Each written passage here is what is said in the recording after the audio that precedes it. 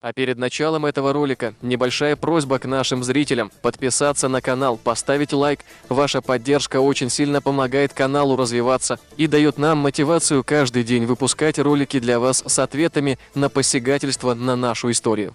Данный видеоролик не преследует цели задеть или оскорбить чьи-либо чувства. Ролик был создан исключительно в образовательных и познавательных целях. Берегите себя.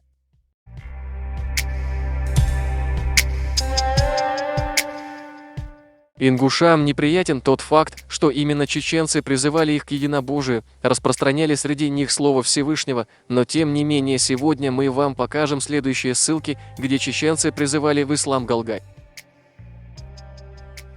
История войны и владычества русских на Кавказе. Николай Дубровин.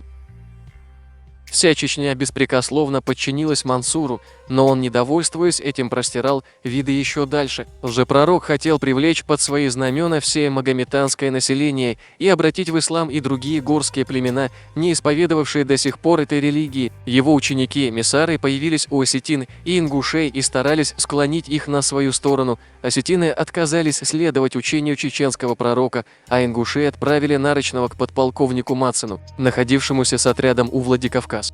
«Будем ли мы блаженны, совершив обрезание?» – спрашивал посланный ингуш. «Если бы от обрезания могло произойти какое-либо чудо, – отвечал Мацин, – то я первый совершил бы его». Ингуши отвергли предложение Мансура и остались в идолопоклонстве.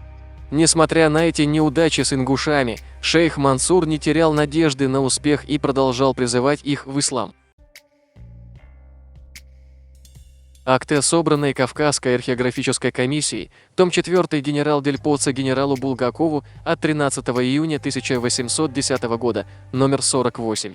Ингушевский народ, хотя и имел жительство свое в окружности сей крепости, войдя в теснейший союз с кабардинцами и чеченцами, переселились все на место, именуемое Назрань, в расстоянии от Цель за 32 версты, приняли от них мул, построили мечети, приступили к исповеданию мухаммеданского закона и обязались как чеченцам, так и кабардинцам по условию платить подати. А 22 августа 1810 года подписали акт присяги с Россией из 20 пунктов, в котором обязуется в втором пункте всех врагов российскому престолу, почитая за таковых здешних окружающих нас мухаммеданского закона народов, мы должны считать равным образом и своими врагами. В 11 пункте со времени заключения нами сего обязательства и на вечные времена мы и потомство наше обязуемся к проповедованию и введению у нас мухаммеданского закона эфендиев, мулл и прочих особ духовных мухаммеданских отнюдь не принимать, не допускать и мечети не строить.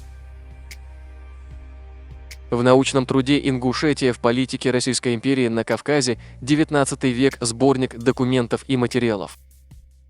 Записано следующее: «Истинно доношу вашему высокопреосвященству. Крещение Шолжского и Узаховского приходов было в 1833 году, а назрановских ингушей в 1834 году, когда мы начали крестить назрановцев. Тогда часто приезжали из Чечении муллы и воспрещали народу принимать христианство.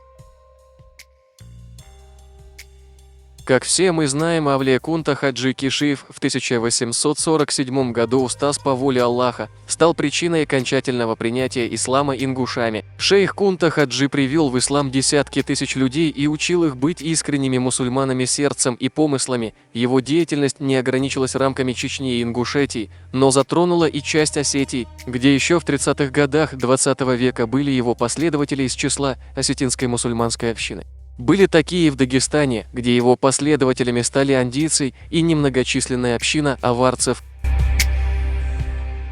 Как мы видим, чеченцы во все времена заботились о ингушах, призывая их к религии Аллаха на протяжении нескольких сотен лет. Поистине это великое благо и огромная милость Всевышнего, что посредством чеченского народа ингуши всецело приняли ислам.